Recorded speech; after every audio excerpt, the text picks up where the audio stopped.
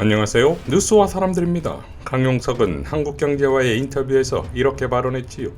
당선인 시절인 지난주에도 연락해서 이미 김은혜 후보가 후보로 결정된 마당에 왜 김은혜 후보를 공격하나, 함께 잘 싸워야 하지 않겠나 라고 하셨다. 행안위에서 열린 노태학 중앙선관위 위원 후보자 인사청문회에서 백혜련 의원은 이렇게 발언했지요.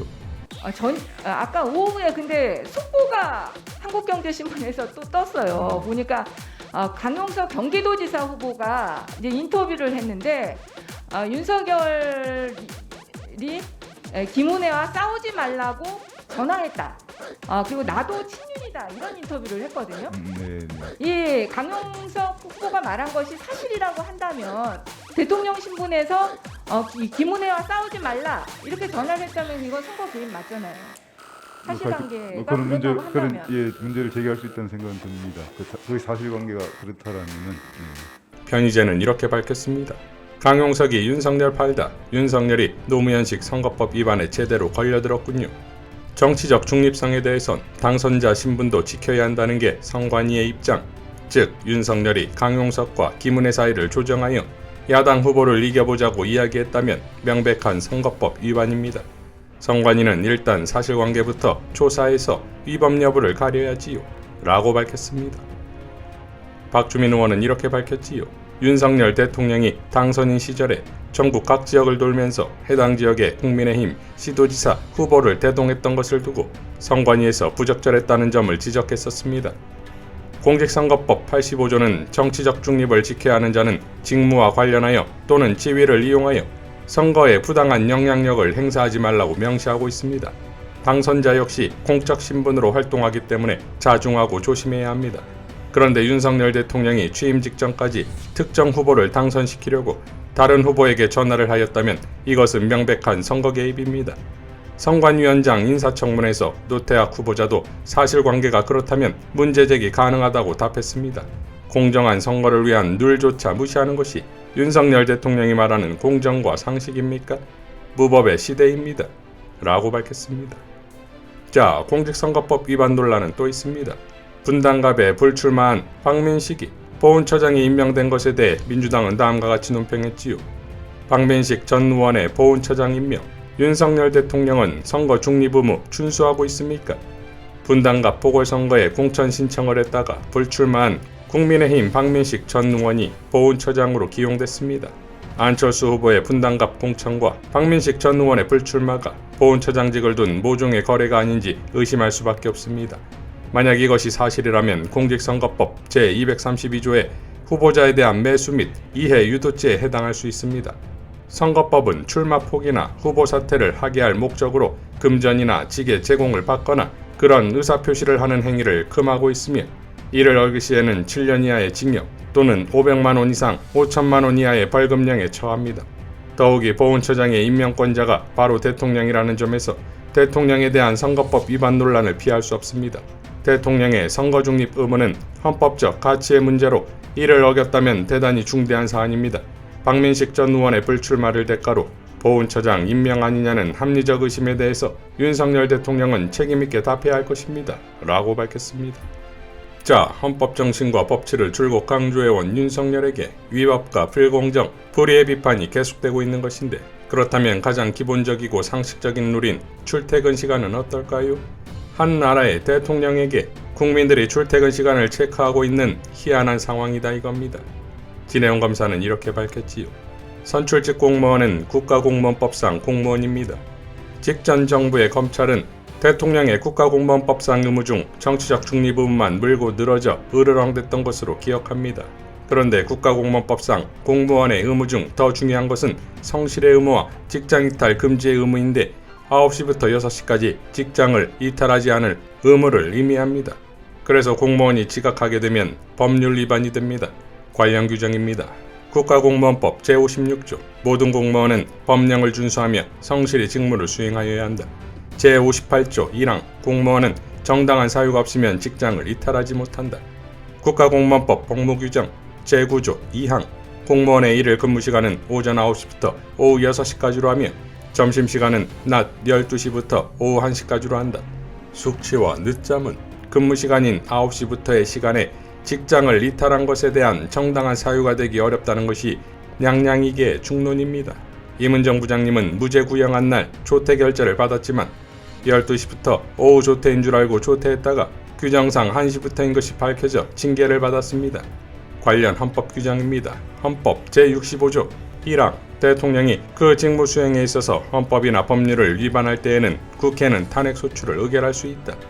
탄핵도 헌법이 예정한 민주주의 절차이기는 하지만 직접 민주주의적 요소인 대통령제에 대한 침해의 의미를 가지고 있기 때문에 필요 최소한으로 행사되는 것이 바람직합니다. 라고 밝혔습니다. 자, 지난 9일 문 대통령은 마지막 업무를 끝내 도보로 청와대를 나서며 시민들에게 이렇게 발언한 바 있습니다. 오늘 저는 업무가 끝나는 6시에 정시 퇴근을 했습니다. 대통령으로 일하는 동안 첫 퇴근인데 동시에 마지막 퇴근이 되었습니다. 하루 근무를 마치는 퇴근이 아니라 5년 근무를 마치는 퇴근이 되었습니다. 반면 현직 대통령은 첫날 8시 31분 출근, 둘째 날 9시 12분 출근에 이어 북한 미사일이 도발한 날 퇴근, 그리고 그 다음날 조기 출근은커녕 9시 55분에 출근했다지요. 그러니까 청와대에 단 하루도 있을 수 없다는 알 수 없는 그 이유 때문에 결국 모든 사람들이 출퇴근 시간을 알게 되었고 이는 곧 국가안보와도 직결되고 있다 이겁니다. 김두일 작가는 이렇게 밝혔지요. 북한이 동해상 미사일을 3방이나 쐈다. 문재인 시대 같으면 무언가 대화를 원하던가 혹은 취임을 축하하는 인사네 정도로 받아들였을 것이다. 북한의 도발에 우리 정부에서 원래대로라면 바로 NSC가 소집되어야 한다. 그런데 NSC는 소집되지 않고 안보점검회의라는 회의가 소집되었다. 그 이유는 무엇일까? 간단하다.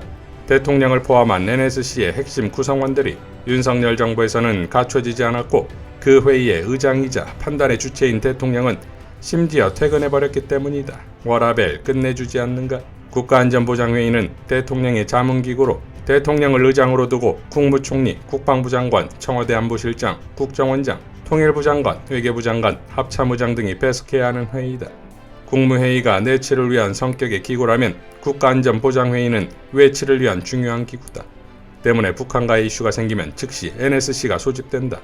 국방부가 바로 군의 대비태세를 점검하고 통일부와 국정원은 각각 공식, 비공식 라인으로 북한의 징후를 살피면서 북한과의 대화를 시도하며 외교부와 합참은 미국과의 공조를 점검하는 것이 NSC의 기본 매뉴얼이다. 이 모든 상황을 의장인 대통령이 보고받으면서 판단을 해야 하는 것이다. 그리고 이러한 모든 회의 및 활동을 위한 매뉴얼과 장비가 청와대에 갖춰져 있고 수십 년 동안 분단 국가로서 해왔던 우리의 방식이다. 심지어 이명박 박근혜 시대에 비록 지도자들이 부패하고 무능했지만 시스템과 매뉴얼에 의해서 우리는 국가안보를 유지할 수 있었던 것이다. 이렇게 잘 짜여진 시스템과 매뉴얼은 윤석열이 청와대를 버리고 용산으로 기어들어가는 순간 붕괴되었다. 취임 이틀 만에 간단한 미사일 발사 실험에도 대응하지 못하고 우왕좌왕하는 모습을 보인 것이 어제 청와대 NSC의 상황이다. 청와대에 있었다면 윤석열은 5분 이내에 바로 청와대 벙커에서 NSC를 소집할 수 있지만 윤석열은 물리적으로도 그럴 수 없었던 것이다. 문재인 정권 초기에 어제와 똑같은 일이 있었고 당시 문재인 대통령은 탄핵된 박근혜가 임명한 국방부 장관, 국정원장, 합참 등을 그대로 NSC에 소집했다. 박근혜 시절의 강요들을 신뢰해서가 아니고 혹은 그들을 괴롭히기 위해서도 아니며 국가안보가 무엇보다 중요하다는 판단 때문이고 그러기 위해서는 매뉴얼과 시스템을 유지해야 했기 때문이다. 반면 윤석열은 박주원을 쫓아내서 국정원 자리를 공석으로 만들어버렸고 그 이전에는 국방부를 통째로 쫓아내서 국방부와 합참의 기능을 마비시켰다. 본인도 청와대를 버리고 모든 국가안보 시스템을 무력화시켰다. 통일부 장관 자리 또한 현재 공석이다. 순식간에 국가안보를 당나라 군대로 만들어버렸다. 이 모든 사단이 청와대를 버리고 용산으로 들어간 윤석열 때문에 발생한 사단이다. 그것도 귀신이 무서워서 말이다. 윤석열의 출퇴근길 통제로 수십만 명의 서울 시민들이 길에서 오도 가도 못하는 현상은 매일 겪을 우리의 일상이 될 것이고 북한의 도발에 우왕좌왕하는 모습도 앞으로 수시로 보게 될 것이다. 김정은은 우리 정부를 우습게 여길 것이다. 윤석열은 도저히 보수 대통령이라고 칭할 수 없다. 심지어 국어라고 말하기에도 적절하지 않다. 그냥 한참 모자란 지도자. 그래서 대한민국을 위기에 빠뜨릴 지도자가 될 가능성이 더욱 높아졌다. 윤석열 취임 3일 만에 벌어진 일들이다 라고 밝혔습니다. 자, 이처럼 윤석열이 괴념치 않고 질주할 수 있는 것은 그를 둘러싼 강력한 실드인 검찰 때문 아니겠습니까? 박주민 의원은 이렇게 밝혔습니다. 지금 대한민국은 검찰공화국이 되어가고 있습니다. 전체 정부 조직의 인사 추천과 검증 업무 모두 검찰 출신이 장악했습니다. 새 정부의 살림살이, 대통령의 일정 관련 업무도 검찰 출신이 맡게 되었습니다. 과연 이런 것이 윤석열 대통령이 꿈꾸는 대한민국의 모습입니까? 검찰을 통제해야 되는 법무부 장관까지 검찰 출신이자 자신의 오른팔을 임명한다면 어느 국민이 지지할 수 있겠습니까? 지금이라도 당장 한동훈 후보자에 대한 지명을 철회해 주시기 바랍니다. 라고 밝혔습니다.